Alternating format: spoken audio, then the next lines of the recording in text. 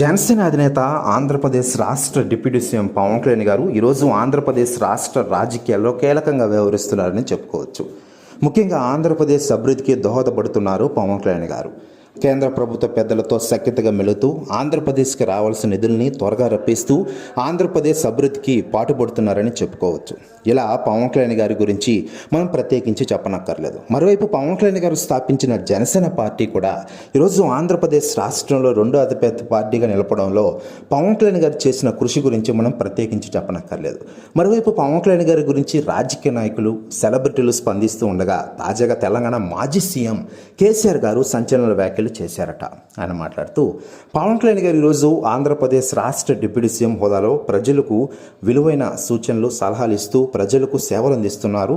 నిజంగానే గ్రేట్. ఆంధ్రప్రదేశ్ ఈరోజు అభివృద్ధి చెందుతుందంటే దానికి ప్రధాన కారణం పవన్ కళ్యాణ్ గారు. రాబోయే రోజుల్లో మరింత ఎత్తు ఎదగబోతున్నారు. ఈసారి సీఎం అయినే అంటూ కొన్ని కీలక విషయాలు వివరించారట కేసీఆర్ గారు.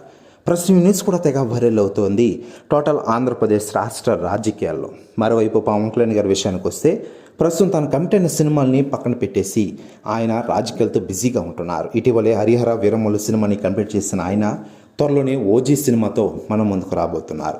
ఈ రెండు సినిమాలు 12 రేంజ్లో రిలీజ్ కాబోతున్నాయి.